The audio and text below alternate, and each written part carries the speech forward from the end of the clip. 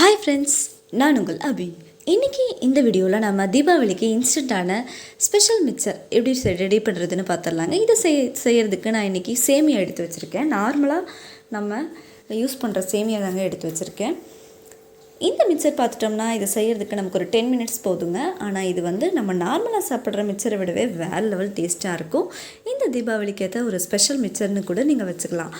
கூடவே இந்த கப்பில் ஒரு கப் அளவுக்கு நான் அவல் எடுத்து வச்சுருக்கேன். அவளில் ஏதாவது குப்பை இருந்துச்சுன்னா அதை சுத்தம் பண்ணி எடுத்து வச்சுக்கோங்க.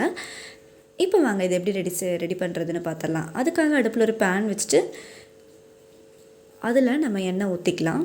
எண்ணெய் நல்லா சூடாகட்டுங்க. அதுக்குள்ளே இன்னொரு பிளேட்டில் ஒரு டிஷ்யூ இருந்துச்சுன்னா அதை எடுத்து வச்சுட்டு விரித்து வச்சுக்கலாம். இந்த சைடு நான் இந்த மாதிரி ஒரு கரண்டி எடுத்திருக்கேன், அரிக்கரண்டி. அதில் நம்ம சேமியாவை போட்டு இந்த மாதிரி எண்ணெய்க்குள்ளே டிப் பண்ணி கூட நம்ம பொரிச்சு எடுக்கலாம். அப்படி இல்லைனா நீங்கள் சேமியாவை ஃபுல்லாக ஆயிலுக்குள்ளே போட்டுட்டு இந்த மாதிரி கூட ஃப்ரை பண்ணி எடுத்துக்கலாங்க. அடுப்பை மீடியம் ஃப்ளேமில் வச்சிட்டோம்னா நமக்கு ரொம்பவே கரெக்டாக இருக்கும். இந்த மிக்சரெல்லாம் நமக்கு எவ்வளோ சாப்பிட்டோம்னாலும் இன்னும் சாப்பிட்ணுன்னு தோணும். அந்தளவுக்கு ரொம்ப டேஸ்டியாக தாங்க இருக்கும். அதே சமயத்தில் மற்ற மிக்சர் செய்கிறதுக்கெல்லாம் நமக்கு மாவுகள்லாம் நிறையா தேவைப்படும். ஆனால் இது செய்கிறதுக்கு எந்த விதமான மாவு வேண்டாம். இப்போ நமக்கு சேமியா நல்லாவே ஃப்ரை ஆகிடுச்சு. இதை இந்த டிஷ்யூவில் அப்படியே மாற்றி வச்சுக்கோங்க. இது அப்படியே இருக்கட்டும். அடுத்ததாக நம்ம எடுத்து வச்சுருக்க ஒரு கப் அவல் அதையும் எண்ணெய்க்குள்ளே போட்டுட்டு அப்படியே நல்லா ஃப்ரை பண்ணி எடுத்து வச்சுக்கலாங்க. ரொம்ப கருக விட்டுற வேண்டாம். ஓரளவு பொரிஞ்சதுக்கப்புறமாவே நம்ம எடுத்து வச்சுக்கலாம்.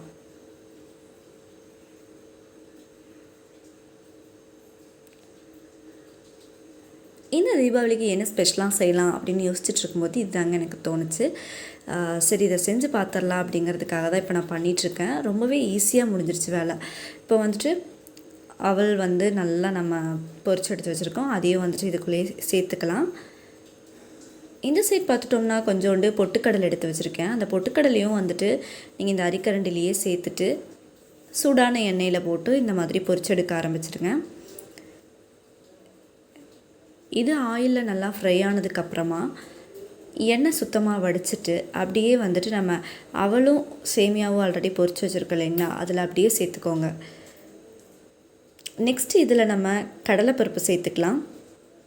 கொஞ்சோண்டு கடலைப்பருப்பை எடுத்து அதையும் இந்த மாதிரி நீங்கள் ஃப்ரை பண்ணி எடுத்து வச்சுக்கோங்க.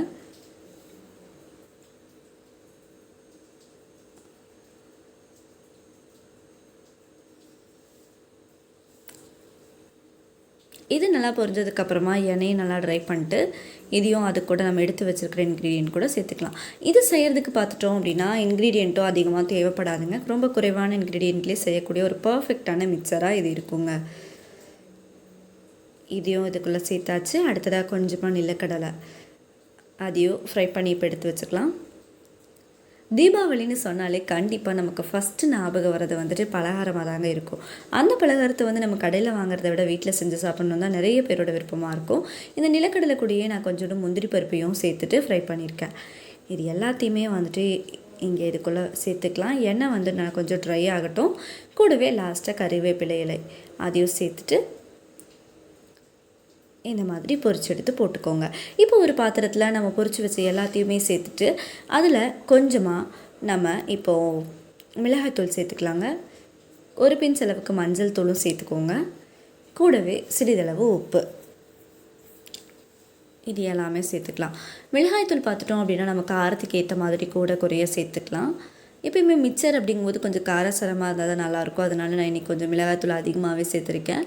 இது எல்லாம் சேர்த்ததுக்கப்புறமா நல்லா கலந்து விட்டுருங்க. இப்போ பாருங்கள், நம்ம இந்த மிக்சர் கடையில் வாங்கினோமா இல்லை வீட்டில் செஞ்சோமா அப்படிங்கிறது நமக்கே ஆச்சரியமாக தாங்க இருக்கும். அந்தளவுக்கு ஒரு பர்ஃபெக்டான கலரில் டேஸ்ட்டில் வந்திருக்கு. இந்த மிக்சர் பார்க்கும்போதே எல்லாத்துக்கும் சாப்பிட்ணுன்னு தான் தோணும். அந்தளவுக்கு ரொம்ப ரொம்ப சூப்பராகவே தாங்க வந்திருக்கு. இந்த தீபாவளிக்கு நீங்களும் இந்த மாதிரி ஒரு மிக்சரை செஞ்சு பாருங்கள். இந்த மிக்சர் செய்கிறதுக்கு நமக்கு நேரமும் குறைவாக தான் இருக்கும். இன்க்ரீடியண்ட்டும் கம்மியாக இருந்தாலே போதுங்க.